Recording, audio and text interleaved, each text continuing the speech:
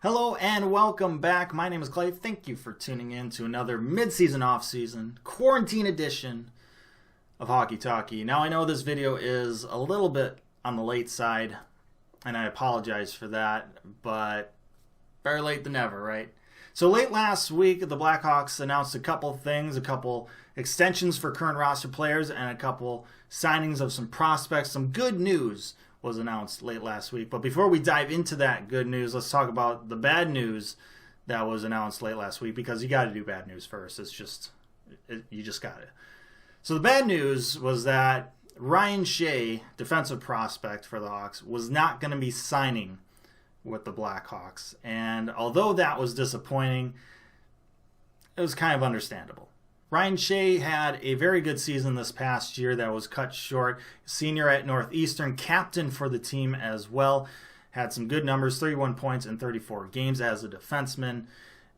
But unfortunately, with how crowded the Blackhawks roster is with defensemen and also the prospect pool, and the fact that Ryan Shea wasn't really at the top of that defensive prospect pool, it played into the decision that he had to make that would be best for him, and that was the fact that the ability to make an NHL roster as quickly as possible wasn't really great with the Hawks. It would be better for him to do it with another team.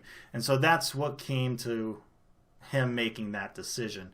So the Hawks still have his rights until August. So we could still see a trade come that involves his rights before then, similar to last offseason when the Blackhawks got Dominik Kubalik from the Kings. Kubalik said he wasn't going to sign with the Kings, and we got him for a fifth-round pick. Similar thing could happen with Ryan Shea. It's just Blackhawks would be on the other end of the deal. They would be giving up Ryan Shea's rights and acquiring probably a pick for it.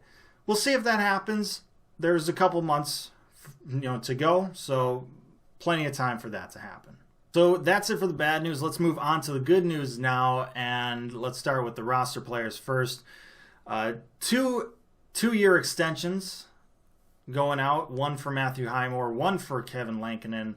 Matthew Highmore getting rewarded for his play this year with another contract. Goes down in base salary, so he'll be getting $725 in the next 2 years, while this past year he was making $775, but I'm sure there's a couple performance bonuses in there that actually make it worth that drop in base salary. And then Kevin Lankinen getting $800,000, which is also a drop. I got to imagine that Kevin Lankinen or Colin Delia both will have 2 years left after this weird year that we're in. Delia at $1 million, Lankinen at $800,000. One of them is going to be the backup next year. The Hawks aren't going to be able to do what they did this past year and bring in a guy like Robin Lehner. They just won't be able to afford $11 million for NHL goaltenders next year, especially with the signing or hopeful signing of Dominik Kubalik and potential signing of Dylan Strome, although there's questions being thrown around about that. But once again, I don't talk about rumors, so I'm not going to even discuss that. But anyhow, I have to imagine that either Delia or Lankinen are going to be backups next year, and then the other one of those two players is going to be in Rockford with Tompkins and just doing a 2-goalie thing there instead of the 3-goalie thing that Rockford did this past year. That was kind of weird. And then in terms of the prospects, some pretty exciting news there. Evan Barratt getting his entry-level contract, center, jumping to the pro leagues after 2 seasons at Penn State, 2 pretty darn good seasons at Penn State as a freshman and a sophomore. I would be hesitant to see him in the NHL right away. I think he probably needs a year in Rockford, but who knows?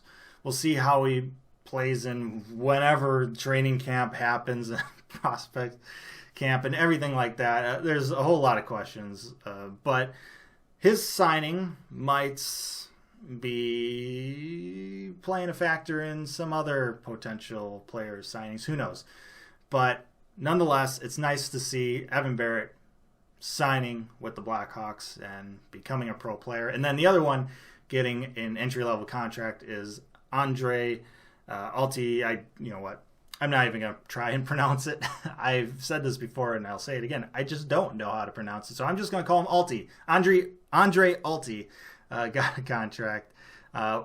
He'll be in Rockford most likely. Probably like 99% sure he'll be in Rockford this next year. But good to see both those guys get contracts and move to the Chicago Blackhawks roster and the pro ranks there. Now, there's a lot of talk about after these two guys, these two promising prospects getting signed, what about Ian Mitchell? Well, I'll tell you, I did a video on this a couple videos ago. And I'll say it again, I'll reiterate, I would not be surprised if Ian Mitchell doesn't sign this offseason. We have his rights until next August. Not this August, next August. So we have a year and a half. And with the way things currently are in terms of the world and how the NCAA season got shortened and the fact that he was a captain and wanted to make a run towards a championship, I would not be surprised if he goes back for his senior year next year. And that's his decision. Like, the Hawks can want to sign him as much as possible, but it's a two-way street. If he wants to go back and play, he goes back and play. And quite frankly, I think the Hawks would be completely fine with that. They want to sign him, but ultimately they understand it's his decision. And I think they're in good communication with him, and they'll be fine with waiting for him. Because quite frankly, once again, this whole situation right now is really weird. And we have defensive prospects that can play a year before he comes up. So don't be surprised if Ian Mitchell doesn't get signed. It's not a bad thing. It's just we just gotta wait more. It is what it is. But let's not dwell on that. Let's keep the smiles on our faces because the Hawks re-signed a couple roster players. They got entry-level contracts, signed some prospects. Some good news finally for the Hawks in a very kind of weird world and disappointing world that we're currently living in. So think about that. Smile a bit. It'll help you get through your day. Once again, I apologize for how late this video is. I know that a lot of you may seem bored with trying to figure out things to do. I am not one of those people. I have a lot of things to do, even though there's quarantining going on. I've got like 100 different side projects that I do. So I've got things to do, and that was part of the reason why it's late, but it's not an excuse. I'll try to do better next time there's news. But with that said, thank you so much for watching. I hope you got something out of this video, even though it's probably been talked about a lot already. Like, share, and subscribe. Appreciate that as always. But most importantly, stay safe, make good decisions, and I'll see you next time.